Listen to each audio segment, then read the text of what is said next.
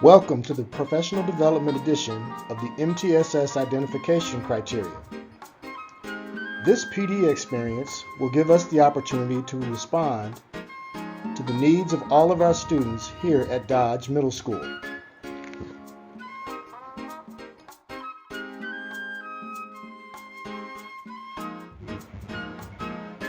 At the conclusion of today's PD, you will get the opportunity to showcase your new knowledge in the application of the Mtss Identification Criteria, the Critical Mass Protocol, and the Effective Intervention Systems.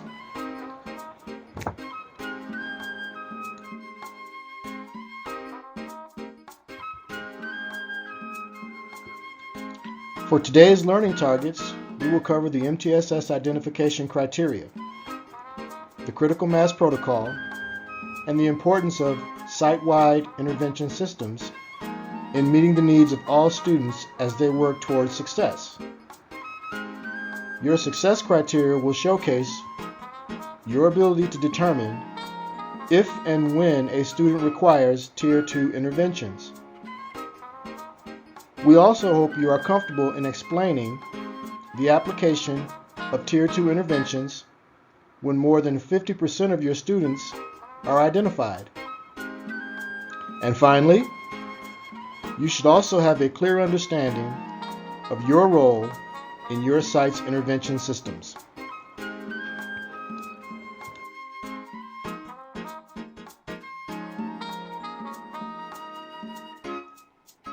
Today, our work begins with the Mtss Identification Criteria. Take a moment and pause the video and write a few notes about what you know about the Mtss Identification Criteria.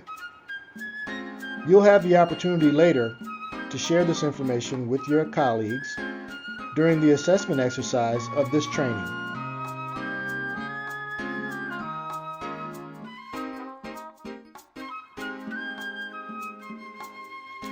Pause the video and take a moment to examine the Mtss Identification Criteria.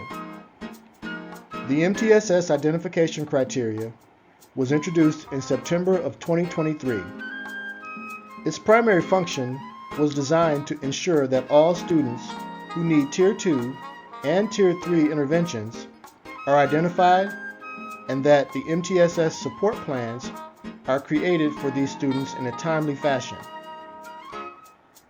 This shift in process signaled a change in TUSD's traditional Mtss process, which mainly focused on teachers entering documents into Synergy, to Mtss facilitators analyzing data and identifying students that will need support.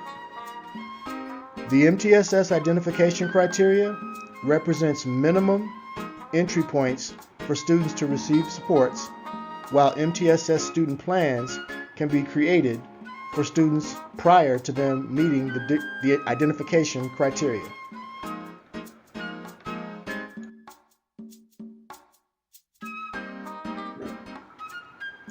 Our next slide features an overview of the criteria. It is a breakdown into academic, behavior, and attendance components for our middle school cohort. A quick reminder, as your Mtss facilitator, I will be providing the site with student list data of who meets this criteria. This is why it is important to ensure that we are all entering observations, having scores entered, and ensuring students are utilizing iReady and IXL as recommended.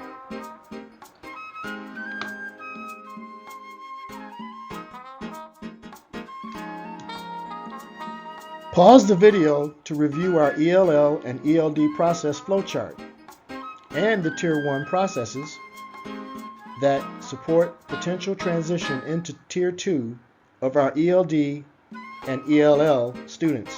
The final step is the universal screening.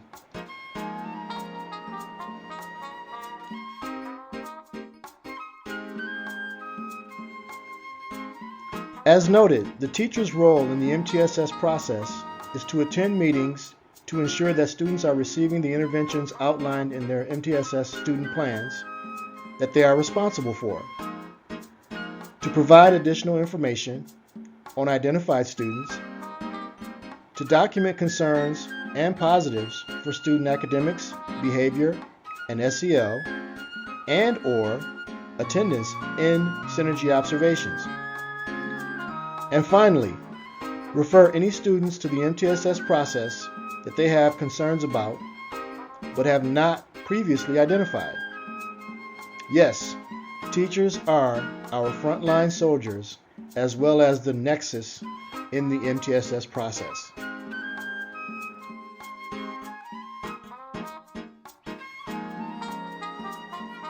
Let's continue our work today with the introduction to the critical mass protocol. Take a moment and pause the video and jot down a few notes and ideas to share later during our PD session. What is your experience with the critical mass protocol? In terms of student support, how do you imagine it being used to support the school's mission?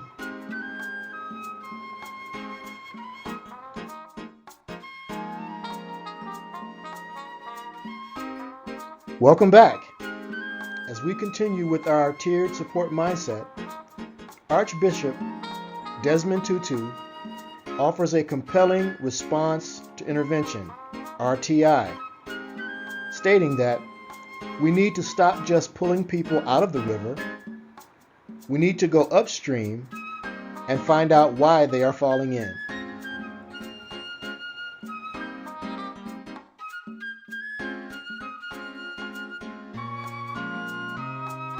With the introduction of the MTSS identification criteria, many more students are being identified as requiring Tier 2 and Tier 3 supports. In many cases, this can be the majority of a single class, and it's important to note that this is not the fault of any one person or factor. More importantly, we should focus on the fact that we have a collective responsibility to ensure student success going forward.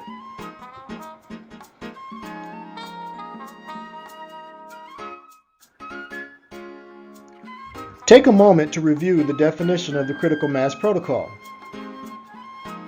Not to worry, this definition does not mean that a student or group of students will explode, creating a black hole to destroy the earth.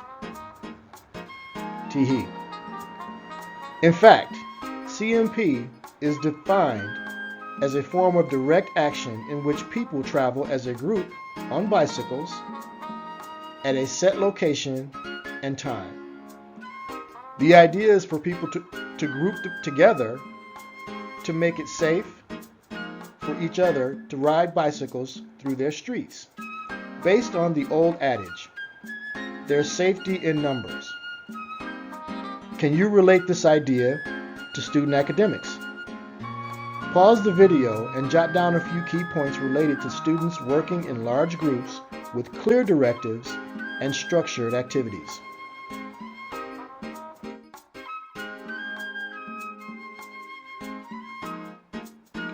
With critical mass protocol, 51% or more students require Tier 2 or Tier 3 interventions.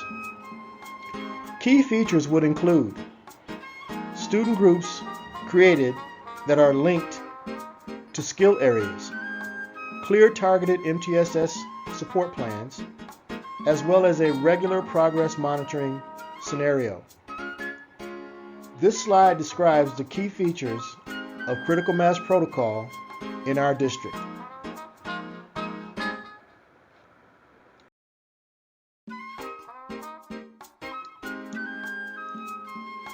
As we explore the implementation of effective intervention systems, pause the video and write a brief explanation of this concept to be shared later with colleagues.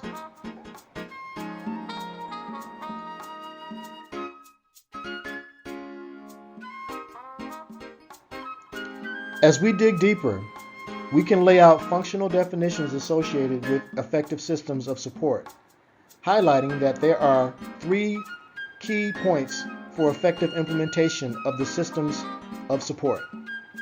Number 1, critical mass protocol supported by effective intervention systems as a foundation. Number 2, utilization of predefined Tier 2 and Tier 3 pathways. And finally, number 3, stakeholders understanding the systems and their roles that are played within the system.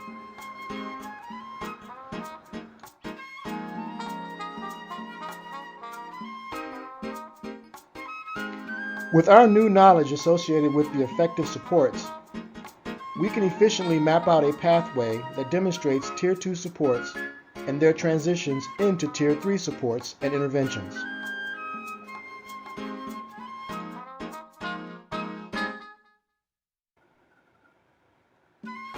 As we look to build and implement Tier 2 and Tier 3 supports and interventions, it is important to not exclude detailed SMART goals. SMART goals create measurable support plans that are individualized and targeted towards student success. Take a moment to review the examples.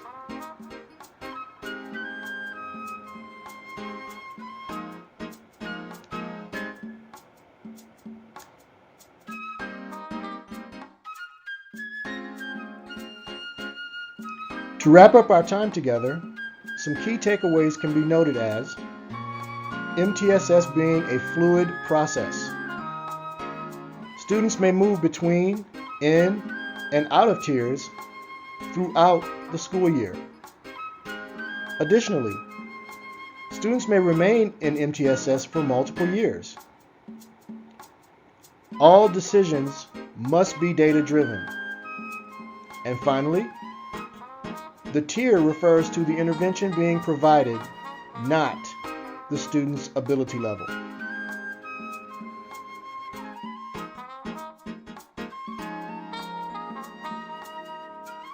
Great work! Let's take a moment to review what we've covered during our learning journey. Pause the video, compile your notes and responses, and prepare to share your thoughts to complete our Padlet PD assessment. Stay tuned for the access code, which will be in QR format, as well as a hyperlink to access the assessment. Thank you for your time and investment in our dynamic process known as MTSS.